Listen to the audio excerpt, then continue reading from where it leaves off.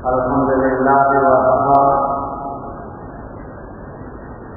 وسلام على عباده الذين اصطفى خصوصا على رسول المصطفى صلى الله عليه وعلى آله وأصحابه وسلم. أما بعد فأعوذ بالله من الشيطان الرجيم. الذين يأكلون الربا لا يقومون إلا كما يقوم الذي يتخبطه الشيطان من المس. وقال تعالى: يا أيها الذين آمنوا اتقوا الله وذروا ما بقي من الربا إن كنتم مؤمنين،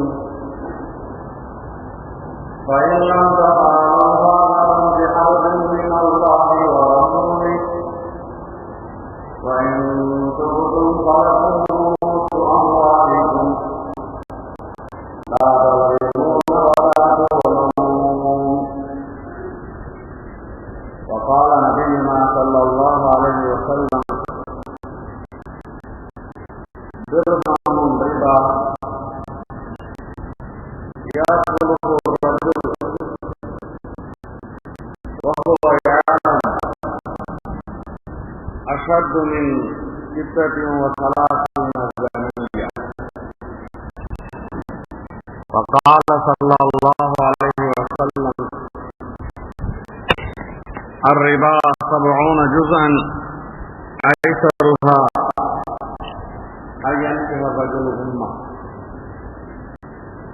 صدق الله وصدق رسول الله صلى الله عليه وسلم. கண்ணியத்திற்குரிய உலமா பெருமக்களே, மாணவ கண்மணிகளே, மரியாதைக்குரிய பெரியோர்களே, அன்பான சகோதரர்களே, அல்லாஹ் தஆலா இந்த உலகத்தை படைத்து உலகத்தில் உண்டான பொருள்களை எல்லாம் அனுபவிப்பதற்காக, பயன்படுத்துவதற்காக எத்தனையோ படைப்புகளை படைத்த அல்லாஹ் கடைசியாக, நிறைவாக, இறுதியாக மனிதர்களாக நம்மை படைத்திருக்கிறார். இந்த உலகத்தை பொறுத்து காசு, பணங்கள், சொத்துக்கள், வீடுகள், வாகனங்கள், பொதுவாக பொருள் வளங்களை இந்த உலகில் வாழ்வதற்கு உண்டான அடிப்படை பொருளாக ஆக்கியிருக்கிறார். நாம் அல்லாஹ்வை இபாதத் செய்வதற்காக படைக்கப்பட்டவர்கள் தான். சுற்றிலும் அல்லாஹ்வுக்கு கீழ்ப்பணிந்து நடப்பதற்காக படைக்கப்பட்டவர்கள் தான். ஆனால் அந்த இபாதத் செய்வதற்கு நாம் வாழ்கின்ற இந்த உலகத்திலே சில தேவையான பொருள்கள் இருக்கின்றன. அந்த பொருட்களை எல்லாம் நாம் பெற்றிருந்தால்தான் அல்லாஹ்வுடைய கடமைகளான தொழுகையை, நோன்பை, ஜக்காத்தை, ஹஜ்ஜை, இன்னொரு வழிபாடுகளை செய்வதற்குண்டான சக்தி கிடைக்கும், ஆற்றல் கிடைக்கும். சில விஷயங்கள் நேரடியாக விவாதங்களாக வணக்கங்களாக இருக்கின்றன. வேறு சில விஷயங்கள் அந்த விவாதங்கள் செய்வதற்கு துணையாக காரணமாக அதுவும் வணக்க வழிபாடுடைய பட்டியல்களில் வந்துவிடுகின்றன.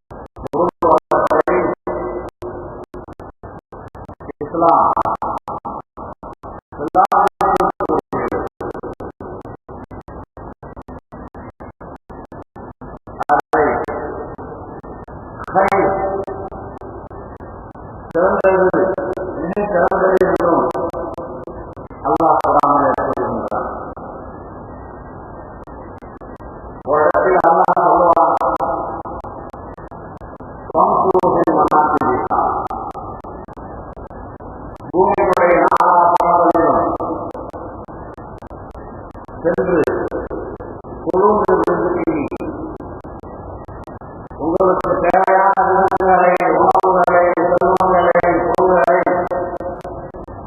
அல்லாஹ் வைத்திருக்கிறான். அதை பெற்றுக் கொள்ளுங்கள். நீங்கள் ஓரிடத்தில் இருந்து கொண்டு ஏதோ கிடைத்தது வரையில் லாபம் இருந்து விடாதீர்கள். நீங்கள்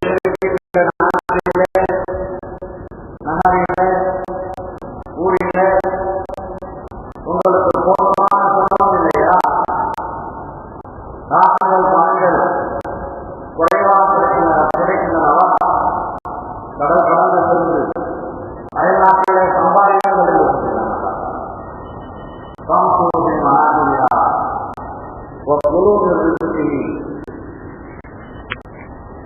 அல்லாஹ் சொல்லுவார்,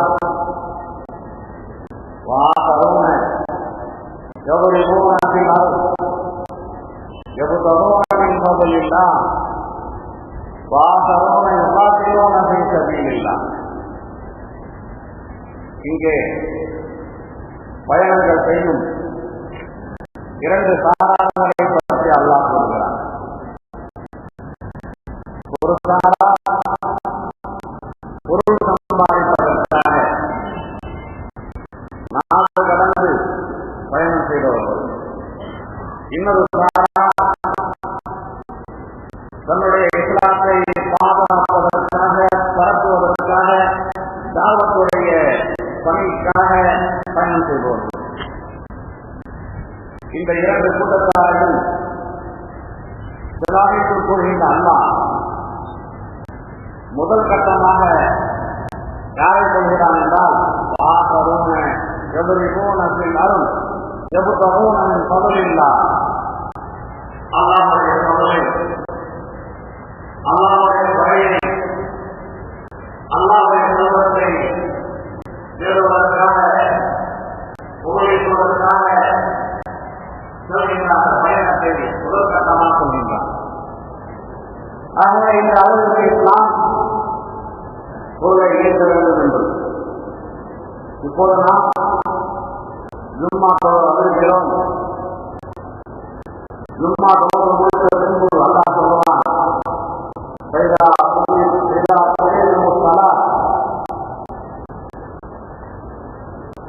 அல்லாஹ் சொல்லுவான்,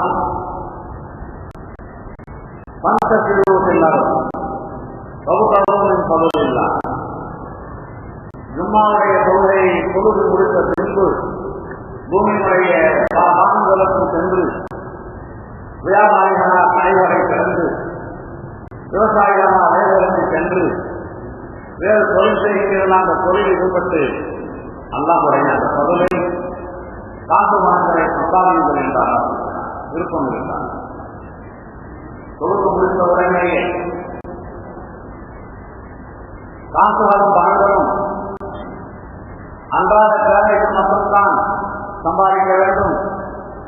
கூடுதலாக சம்பாதிக்கக்கூடாது, சேமித்து வைக்கக்கூடாது என்ற நிலையும் இஸ்லாமில் இல்லை. உங்களுக்கு தேவையானதையும் அன்றாட தேவைகளுக்கு தேவையானதையும் சம்பாதியுங்கள், கூடுதலாகவும் சம்பாதியுங்கள், சம்பாதித்து சேமித்து வையுங்கள். அல்லாஹ் அந்த சேமித்து வைப்பதற்கு காரணமாகத்தான் ஒரு ஆண்டு கழிந்த பின்பு ஜகாத் கடமையானது. இஸ்லாம் பொருளாதாரத்தை சேர்க்கக்கூடாது, பொருளாதாரத்தை சேமிக்கக்கூடாது, அன்றாட தேவைகளுக்கு மட்டும்தான் சம்பாதிக்க வேண்டும், மற்ற நேரங்களை பள்ளிவாச வேண்டும், விக்கிரிலே விழாவத்திலே சலாத்திலே இருக்க வேண்டும் என்றெல்லாம் சொல்லவில்லை. மாறாக அன்றாட தேவைகள் உங்களுக்கு தேவையானது, உங்கள் மனைவி மக்களுக்கு தேவையானது, உங்கள் குடும்பத்தாருக்கு தேவையானது, இத்தனை தேவைக்கும் போக மிஞ்சி இருக்கின்ற அளவிற்கு, கூடுதலாக இருக்கின்ற அளவிற்கு, நீங்கள் ஜகாத் கொடுக்கின்ற அளவிற்கு, அது எவ்வளவு இருந்தாலும் சரி நீங்கள் சேமித்து வைக்கலாம் என்று பொருளாதாரத்துடைய முக்கியத்துவத்தை அல்லாஹ் குர்ஆனில் கூறியிருக்கிறார். அதை விவரித்துக் கொண்டிருக்கிறார். நாமெல்லாம் மரணம் அடைந்த பின்பு நாம் சேமித்து வைத்த அந்த சொத்துக்கள், வீடுகள், வயல்கள், வாகனங்கள், கடைகள், அது நம்முடைய சந்ததிகளுக்கு, நம்முடைய பிள்ளைகளுக்கு, நாம் முதலில் படித்தால் நம்முடைய மனைவிகளுக்கு, மனைவி சென்றுவிட்டால் புருஷங்களுக்கு, அத்தாவுடைய அம்மாவுடைய சொத்துக்கள் பிள்ளைகளுக்கு, பிள்ளைகளுடைய சொத்துக்கள் அம்மாக்களுக்கு, அத்தாக்களுக்கு என்று குர்ஆன் சட்டம் சொல்கிறது. என்றால் பெருமனே அன்றாடம் 500 ரூபாய் தேவை என்றால் 500 ரூபாய் தான் சம்பாதிக்க வேண்டும். மீதமுண்டான நேரங்களில் இபாதத்தில் ஈடுபட வேண்டும் என்பதற்காக இந்த சொத்துக்கள் எல்லாம் சேர்த்து வைத்து வாய்ப்புகளுக்கு போக வேண்டும் என்றால் அது பெரும் சொத்துக்கள் சேர்த்தால். ஆகவே இஸ்லாம் காசுகள் சம்பாதிப்பதை, பணங்கள் சேர்ப்பதை, சொத்துக்கள் வாங்குவதை தடுக்கவே இல்லை, மாறாக ஊக்கப்படுத்துகிறது. அம்மாக்களை அல்ஹம்துலில்லாஹ் நாமெல்லாம் அந்த வயசுதான் இருக்கிறோம். ஆனால் அதற்காக ஒரு வழி, ஆழமான வழி, முறையான வழி, அல்லாஹ் அனுமதித்த வழி ஒன்று இருக்கிறது. அந்த வழியை கொண்டுதான் சொத்துக்களை சேர்க்க வேண்டும். அந்த வழியின் பிரகாரம் தான் சம்பாதிக்க வேண்டும். ஆண்கள் பெண்கள், ஆண்களுக்கு பெண்களின் மீது ஆசை, பெண்களுக்கு ஆண்களின் மீது ஆசை. இயற்கையா அல்லாஹ் உண்டாக்கி இருக்கிறார். இந்த ஆசையை அவர் அவர்களுடன் தங்கள் இஷ்டத்திற்கு நிறைவேற்றலாமா? முடியாது. அது பெரிய ஹராம், அதற்கு பேசான் விபச்சாரம். ஆனால் அல்லாஹ் சொல்கிறார், உனக்கு விருப்பமான ஒரு பெண்ணை சேர்ந்தது, போடவில்லையா இருந்து பெண்ணை சேர்ந்தது, அதுவும் போடவில்லையா மூத்த தேர்ந்தெடுத்து 2 பேர்களை சாட்சியாக ஆக்கிக் கொண்டு அந்த பெண்ணை உடைய மனைவியாக ஆக்கிக் கொண்டேன் என்று ஒப்பந்தம் செய். அந்த பெண்ணுடைய பெற்றோரை உத்தரவாக அதற்கு பின்னால் அந்த பெண்களிடத்தில் என்ன ஆசை நிறைவேற்றமோ அந்த ஆசையை முறையாக நீ நிறைவேற்றிக் கொள் என்று அல்லாஹ் சொல்கிறார். ஆசைக்கு ஒரு வழி, ஒரு முறை. அதே போலவே காசுகள் சம்பாதிக்க, காசுகள் சேர்க்க, சேமிக்க, பெருக்க அல்லாஹ் அனுமதி கொடுத்த அல்லாஹ் உன்னுடைய இஷ்டத்திற்கு காசு பணங்களை சேர்க்க முடியாது. நான் சொல்கின்ற அகமான முறையில் தான் சேர்க்க வேண்டும் என்று சொல்வார்கள். ஒரு காலம் அந்த காலத்திலே காசுகள் நலான போய் வருகிறதா, பராமான போய் வருகிறதா என்றெல்லாம் பார்க்க மாட்டார்கள். நமக்கு காசுகள் கிடைத்தால் போதும் என்று அவர்கள் பொருட்படுத்தாமல், ஹலாலை பொருட்படுத்தாமல், ஹராமையை பொருட்படுத்தாமல் அவர்கள் சேர்க்க ஆரம்பித்து விடுவார்கள். நாம் நினைக்க வேண்டியிருக்கிறது, அப்படிப்பட்ட காலத்தில் தான் நாம் இருக்கிறோமா என்று. அன்பானவர்களே, வியாபாரங்கள் செய்து, விவசாயங்கள் செய்து, நமக்கு தெரிந்த தொழில்கள் செய்து காசு பணங்களை ஈட்டுவது அனுமதிக்கப்பட்ட விஷயமாக இருக்கிறது. யாரேனும் அன்பின் காரணமாக நமக்கு கொடுக்கின்ற ஹரியாக்கள், நமக்கு கொடுக்கின்ற அன்பளிப்பு, நம்முடைய உறவினர்களில் நம் மீது அவர்கள் தயாராக இருக்கும் போதே எழுதி வைக்கின்ற சொத்துக்கள் அல்லது அவர்கள் இறந்த பின்பு வாரிசாக கிடைக்கின்ற சொத்துக்கள் எல்லாம் நமக்கு ஆகமான சொத்துக்களாக, காசுகளாக, பணங்களாக. ஆனால் குறுக்கு வழியில் காசுகளை சம்பாதிக்க வேண்டும் என்று கலாச்சாரம் பார்க்காமல் நாம் செயல்பட்டால் நம்முடைய நிலை அல்லாஹ்விடத்தில் மிக பயங்கரமான ஒரு நிலையை நாம் மாற்றிக்கொள்வோம். என்றால் இன்று பொதுவான நிலை என்ன, சம்பாதிப்பதற்குண்டான மிக இலகுவான வழி என்ன, எந்த முயற்சியும் செய்யாமல் வீட்டிலேயே இருந்து கொண்டு, ஊரிலேயே இருந்து கொண்டு, பெற்றாதிபதிகள் கோரிக்கை தாங்கள் கூடுதலாக சம்பாதித்த அந்த காசுகளை வட்டிக்கு கொடுத்து பெருக்கிக் கொண்டிருக்கிறார்களே, இது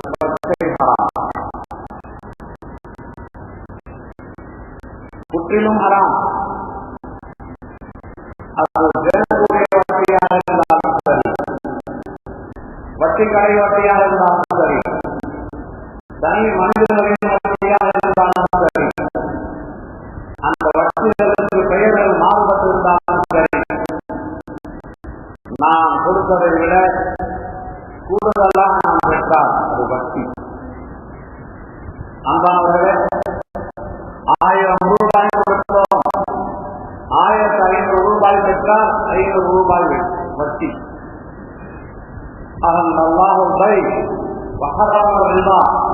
அல்லாஹ் சொல்கிறார், வியாபாரத்தை ஆகமாக ஆக்கி வைத்திருக்கிறான் அல்லாஹ், வட்டியை ஹராமாக ஆக்கி வைத்திருக்கிறார். அந்த காண்பர்கள் அன்று சொன்னார்கள், வட்டியை போன்றுதான வியாபாரம் இருக்கிறது, வியாபாரத்தை போன்றுதான் வட்டி இருக்கிறது, ஏன் அது ஹராம்? இது ஹலால். 1000 ரூபாய் பொருளை கொடுத்துவிட்டு 1500 ரூபாய் வாங்கிக் கொள்கிறோம், இது வியாபாரம். 1000 ரூபாய் பணத்தை கொடுத்துவிட்டு 1500 ரூபாய் வாங்கினால் இது ஏன் கூடாது என்று அவர்கள் பேசினார்கள். அல்லாஹ் சொல்கிறார், 2 வேறு. பணத்தை கொடுத்து பணத்தை பெறுவது, பொருளை கொடுத்து பொருளை பெறுவது, பொருளை கொடுத்து பணத்தை பெறுவது எவ்வளவு வித்தியாசம் இருக்கிறது என்று சொன்னார். வியாபாரிகள் தங்களுடைய பொருளை வியாபாரம் செய்வதற்காக சிரமங்கள் பட வேண்டியிருக்கிறது. உடல் ரீதியாக சிரமங்கள் அல்லது சிந்தனையிலேயே சிரமங்கள் அல்லது பாதுகாப்பிலேயே சிரமங்கள், அந்த பொருளை விற்பதற்காக விற்பனையாளர்களை உண்டாக்கும் முறையில் சிரமங்கள், இப்படியெல்லாம் பல சிரமங்களுக்கு தான் 10 ரூபாய் பொருளை 12 ரூபாய்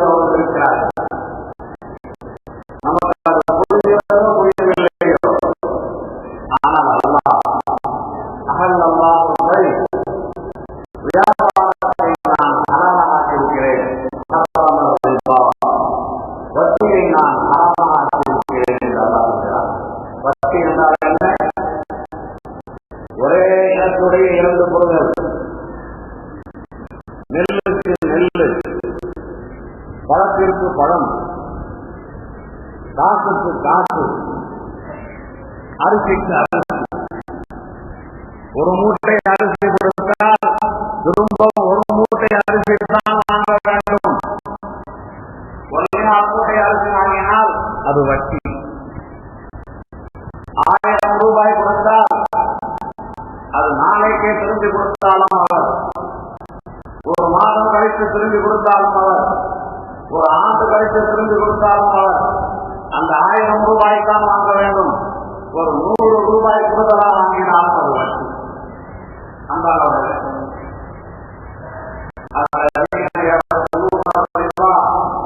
அல்லாஹ் சொல்கிறார், இன்று நீங்கள் காசை பெருக்க வேண்டும் என்பதற்காக உங்களுக்கு நான் அனுமதி கொடுத்த அந்த கூடுதலான பணங்களை என்ன செய்ய வேண்டும், ஏது செய்ய வேண்டும் என்று தெரியாமல் எவ்வளவு நல்ல காரியங்களுக்கு செலவு செய்ய வேண்டியிருந்தாலும் அதற்கெல்லாம் நீங்கள் கண்டிப்பாக இருந்து அந்த காசுகளை தேவையானவர்களுக்கு கொடுத்து, ஏழைகளுக்கு கொடுத்து, கடனாக கொடுத்து வட்டி வாங்கியிருக்கிறே, நாளைக்கு உங்கள் நிலை எப்படி தெரியுமா?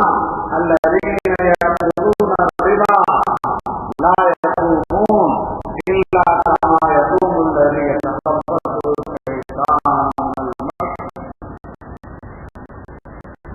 நாளைக்கு மறு உலகிலே நாமெல்லாம் மரணம் அடைந்த பின்பு அல்லாஹ் உயிர் கொடுத்து எழுப்புவான்.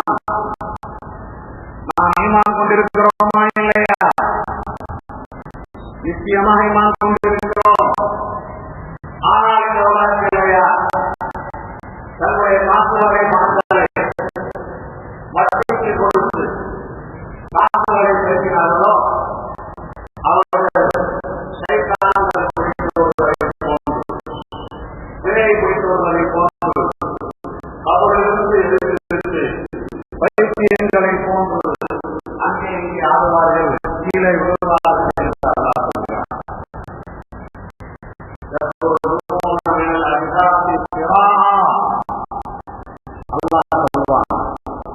எல்லா மனிதர்களும் கபர்களில் இருந்து வேக வேகமாக அவர்கள் அறியாமலேயே மாஸ்டர் மைதானத்தை நோக்கி ஓடிக்கொண்டிருப்பார்கள்.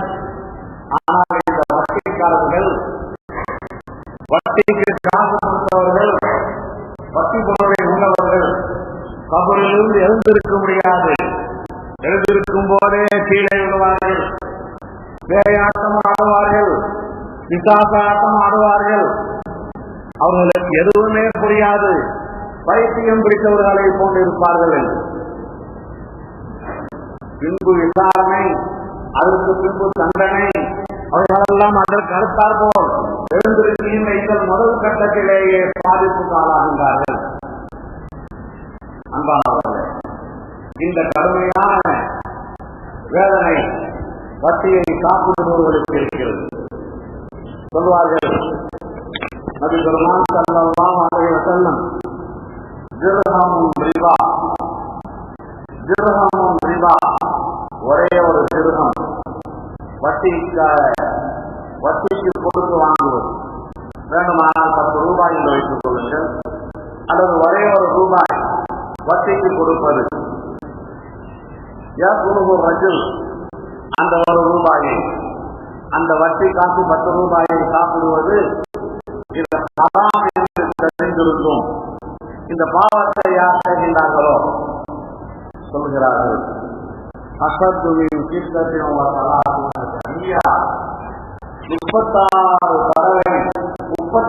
தடவை பிரச்சாரம் செய்தார். என்ன பாவமோ அதை விட கூடுதலான பாவம் ஒரு 10 ரூபாய் வட்டி காசுக்காக உண்டான அந்த காசுக்கு உண்டான பொருளை சாப்பிடுவது. ஒருவருடைய முன்னரே முக்கிய குற்றம் ஆகாதவர்களே, நாம் அல்லாஹ்விடமிருக்கிறோம். 36 தடவை பிரச்சாரம் செய்தால் எந்த பாவங்களும் அறியப்படுமோ அந்த பாவங்களும் அறியப்படுகின்றன.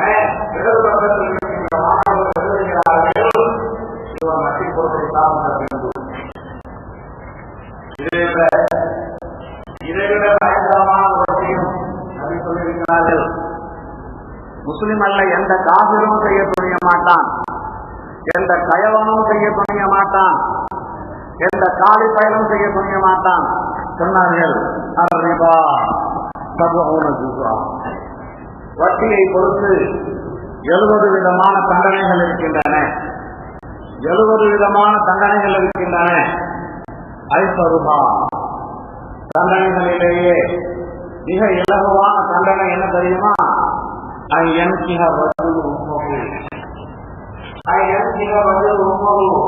ஒரு மகன் தன்னுடைய தாயை விபச்சாரம் செய்தால் கேவலமா எவ்வளவு அசுத்தமான உலகத்தில் யாரையோ செய்து கொண்டிருக்கிறார்கள் என்ற மகனாவது தான் பெற்ற தாயை விபச்சாரம் செய்திருக்கிறார் என்று கேள்விப்பட்டிருக்கிறார். இந்த கேள்வி கேட்ட காலத்தில் கூட ஆனால் அது சொல்கிறார்கள் அவ்வளவு அசிங்கமானது, அவ்வளவு அசிங்கமானது. வட்டி பொருளை சாப்பிடுவதை விட்டும் வட்டிக்கு காசு கொடுத்தாரை செலுத்துவதை விட்டும் நீங்கள் தவிர்த்து கொள்ளுங்கள் என்று சொல்லுவான் அல்லாஹ்.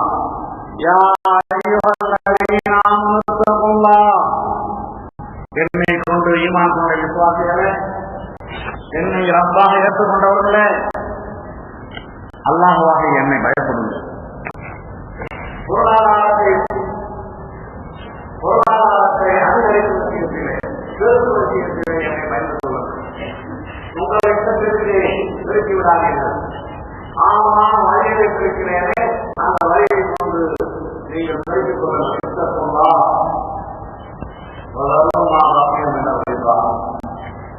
ஏதோ தெரியாத காலத்திலே வட்டிக்கு காசுகளை கொடுத்து விட்டீர்கள். இப்போது நாம் சட்டம் சொல்கிறோம், எந்த வட்டி வர வேண்டியிருக்கிறதோ அந்த வட்டியை வாங்காதீர்கள், அவரிடத்தில் விட்டு விடுங்கள். இருக்கும் மோனியின் நீங்கள் உண்மையான மோனியங்களாக இருந்தார்கள். உங்களுடைய முதலீடு இருக்கிறதே, நீங்கள் கொடுத்த அசல் காசு இருக்கிறதே, அந்த காசை மட்டும் பெற்றுக் கொள்ளுங்கள். 1 லட்சம் ரூபாய் கடன் கொடுத்தீங்களா? மாதத்திற்கு எவ்வளவு வட்டி, ஆண்டுக்கு எவ்வளவு வட்டி என்று அந்த 1 லட்சம் ரூபாய் கொட்டி போட்டு 2 லட்சம் ரூபாயாக ஆகியிருக்கிறதா? 1 லட்சம் ரூபாய் மட்டும் வாங்குங்கள். நீங்கள் கொடுத்த காசை வட்டியாக இருக்கிற 2 லட்சத்தை வாங்காதீர்கள். அப்படி நீங்கள் மீறி செயல்பட்டால்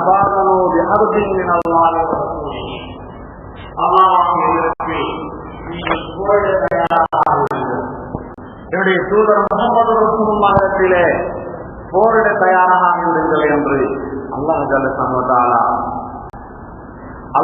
ஸமதாலா நம்மை பார்த்து போருக்கு அழைக்கிறார்.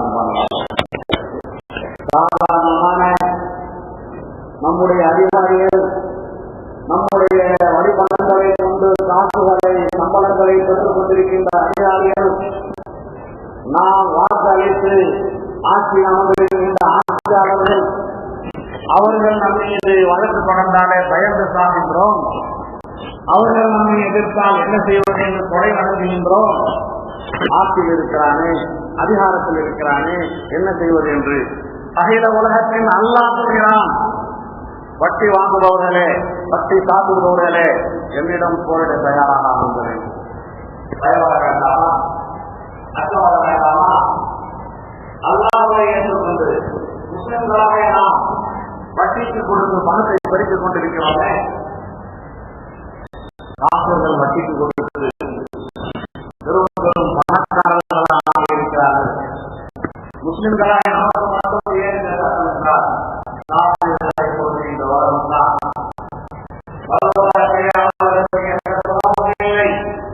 எனவே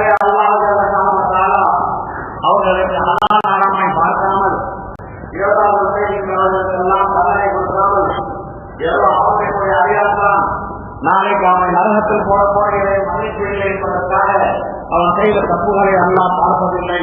சுகமாக வாழ்கிறான், ஆட்சியை கொடுக்கிறான், அதிகாரத்தை கொடுக்கிறான். அவனை காப்பி அழைத்து நீங்களும் அதே தொழிலை செய்கிறீர்கள் என்றால் நீங்கள் வீணாக ஆகிறீர்கள், அழைத்து போகிறீர்கள். இல்லை என்றால் உங்களுடைய சந்தேகங்கள் அறிந்து கொள்கிறோம். சர்வசாதாரணமாக இன்று கேள்விப்படுகிறோம். நிறைய பேர் சில பேர்கள் விஷயங்கள் தெரியாமலோ இல்லமோ தங்களிடம் இருக்கின்ற 1 லட்சம் ரூபாயை கொடுத்து யாராவது ஒரு வியாபாரத்தில் வருஷத்துக்கு 10,000 ரூபாய் உங்கள் லாபத்தில் இருந்து கொடுங்கள் என்று சொல்லிக் கொடுப்பதாக, 10 லட்சம் ரூபாயை கொடுத்து 10% என்ற முறையில எங்களுக்கு 1 லட்சம் ரூபாயை கொடுத்து கொடுங்கள் என்று நல்ல தொழிலாளியாக இருக்கின்ற வியாபாரிகள் கூட, தீனுடைய சேவையில் செய்து கொண்டிருக்கின்ற வியாபாரிகள் கூட இந்த வட்டியுடைய சட்டத்தை தெரியாமல் நாம் வியாபாரம் செய்து அந்த வியாபாரத்திலே கிடைக்கின்ற லாபத்தில் இருந்து தான் தருகிறோம் என்று சரியாக வருடங்கள் முடிந்தால் 1 லட்சம் ரூபாய் வாங்கிக் கொண்டு 10,000 ரூபாய் அவர்கள் வாங்கிக் கொள்கிறார்கள். இந்த 1 லட்சம் ரூபாய் அப்படியே 1 லட்சம் ரூபாயாக இருக்கிறது. எப்போது அவர்கள் காப்பி கட்டுகிறார்களோ அந்த 1 லட்சம் ரூபாயை திரும்பி வாங்கிக் கொள்கிறார்கள். இது 1ஆம் நம்பர் வட்டி. நாம் ஒரு தொகையை கொடுத்துவிட்டு 1 லட்சம் ரூபாயை கொடுத்துவிட்டு அதில் 10% எனக்கு நீங்கள் ஆண்டுதோறும் கொடுத்து விடுங்கள் என்ற முறையில் 10,000 ரூபாயை ஒவ்வொரு ஆண்டும் வாங்கிக் கொள்வது, அந்த வியாபாரியும் கொடுப்பது, இது வட்டி. காரணம் என்ன? இவர் கொடுத்தது 1 லட்சம் ரூபாய், ஆண்டுக்கு 10,000 ரூபாய் பெறுகிறார். 1,10,000 10 ஆண்டுகள் ஆகிவிட்டால் அது 2 லட்சமாக ஆகிவிடும். நாம் சொன்னோம், ஒரு பொருள் கொடுத்து அதே பொருளை 1 மடங்காக 2 மடங்காக 10 மடங்காக வாங்குவதற்கு பெயர் தான் வட்டி. அப்படி என்றால் வியாபாரத்தில் முதலீடு செய்து நம்முடைய காசுகளை லாபம் பெறக்கூடாதா? எல்லாரும் சொல்கிறார்களே, வியாபாரத்தில் முதலீடு செய்து லாபத்தில் பங்கு பெறலாம் என்று. நன்றாக கவனிங்கள், லாபத்தில் பங்கு பெறலாம், சந்தேகமே இல்லை. நீங்கள் கொடுத்த அந்த காற்றில் 1 லட்சம் ரூபாயில் 10% என்று சொல்லக்கூடாது. வியாபாரிடத்தில் சொல்ல வேண்டும், நான் 1 லட்சம் ரூபாய் கொடுத்திருக்கிறேன், இந்த 1 லட்சம் ரூபாயை நீங்கள் வியாபாரத்தில் ஈடுபடுத்துங்கள். இந்த 1 லட்சம் ரூபாய்க்கு வியாபாரத்தில் என்ன லாபம் வருகிறதோ அந்த லாபத்தில் பாதி அல்லது 90 உங்களுக்கு, 10 எங்களுக்கு, 40 எனக்கு, 60 உங்களுக்கு என்று ஒப்பந்தம் செய்யுங்கள்.